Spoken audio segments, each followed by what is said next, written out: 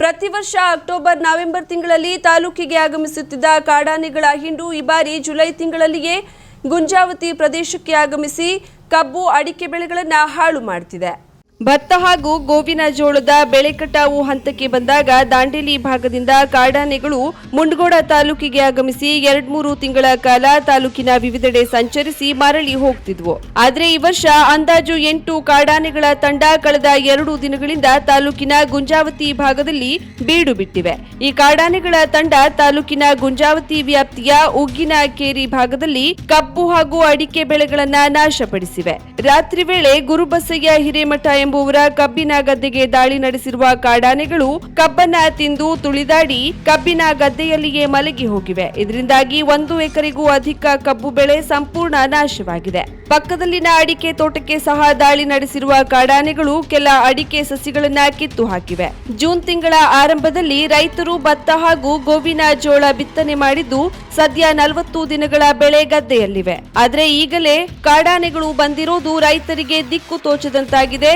ಬೆಳೆಗಳನ್ನ ಕಾಡಾನೆಗಳಿಂದ ಹೇಗೆ ರಕ್ಷಿಸಿಕೊಳ್ಳಬೇಕೆಂಬುದು ಸಹ ತಿಳಿಯದಾಗಿದೆ. ಕಾಡಾನೆಗಳು ಕಬ್ಬು ಹಾಗೂ ಅಡಿಕೆ ತೋಟಗಳಿಗೆ ಮಾತ್ರ ದಾಳಿ ನಡೆಸುತ್ತಿವೆ. ಭತ್ತ ಹಾಗೂ ಗೋವಿನ ಜೋಳದ ಬೆಳೆ ತುಂಬಾ ಸಣ್ಣದಾಗಿರೋದ್ರಿಂದ ತಿನ್ನುವ ಬದಲಿಗೆ ಗದ್ದೆಯಲ್ಲಿ ಸಂಚರಿಸಿ ಹಾಳು ಮಾಡುತ್ತಿವೆ ಎಂಬ ಆತಂಕ ರೈತರದಾಗಿದೆ. ಅಕ್ಟೋಬರ್ ನವೆಂಬರ್ ತಿಂಗಳಲ್ಲಿ ಬರುತ್ತಿದ್ದ ಕಾಡಾನೆಗಳು ಈ ಬಾರಿ ಜುಲೈ ತಿಂಗಳಲ್ಲಿ ಬಂದಿದೆ. ನಾವು ಕಬ್ಬು ಬೆಳೆದಿದ್ದು ಈಗ ಕಾಡಾನೆಗಳು 1 ಎಕರೆಯಷ್ಟು ತುಳಿದು ತಿಂದು ಹಾಳು ಮಾಡಿದೆ ಎಂದು ರೈತ ಗುರುಬಸಯ್ಯ ಹಿರೇಮಠ ತಿಳಿಸಿದ್ದಾರೆ. ಕಾಡಾನೆಗಳು ಸುಮಾರು ಬಂದುಬಿಟ್ಟಿದ್ದಾವೆ. ಜುಲೈ ತಿಂಗಳಲ್ಲಿ ಅಕ್ಟೋಬರ್ ತಿಂಗಳಲ್ಲಿ ಬರ್ತಿದ್ವು.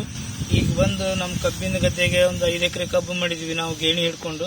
ಅದರಲ್ಲಿ ಸುಮಾರು 1 ಎಕರೆಯಷ್ಟು ಕಬ್ಬು ತಿಂದುಬಿಟ್ಟಿದೆ. ಸುಮಾರು ಲಕ್ಷಗಟ್ಟಲೆ ಹಾಳಾಗಿದೆ.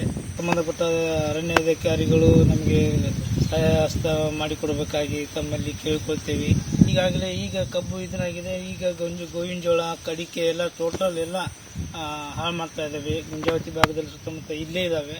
ಪ್ರತಿ ವರ್ಷವೂ ಕಾಡಾನೆಗಳು ತಾಲೂಕಿಗೆ ದಾಳಿ ನಡೆಸುತ್ತಿದ್ದು ಇದರಿಂದ ರೈತರು ಸಹ ಅಪಾರ ಹಾನಿ ಅನುಭವಿಸುತ್ತಲೇ ಬಂದಿದ್ದು ಕೂಡಲೇ ಕಾಡಾನೆಗಳನ್ನ ತಾಲೂಕಿನಿಂದ ಓಡಿಸಬೇಕೆಂದು ರೈತರು ಆಗ್ರಹಿಸಿದ್ದಾರೆ. ಕಾಡಾನೆಗಳ ಹಿಂಡು ತಾಲೂಕಿಗೆ ಆಗಮಿಸಿವೆ. ಆದರೆ ಎಷ್ಟು ಕಾಡಾನೆಗಳು ಬಂದಿವೆ ಎಂಬ ಬಗ್ಗೆ ನಿಖರವಾದ ಮಾಹಿತಿ ಇಲ್ಲ. ಗುಂಜಾವತಿ ಭಾಗದಲ್ಲಿನ ಕಾಡಂಚಿನಲ್ಲಿರುವ ರೈತರು ಹೆಚ್ಚಿನ ಜಾಗೃತಿ ವಹಿಸಬೇಕೆನ್ನುತ್ತಾರೆ ಮುಂಡಗೋಡದ ಆರ್ಎಫ್ಒ ಸುರೇಶ್ ಕಲ್ಲೊಳ್ಳಿ.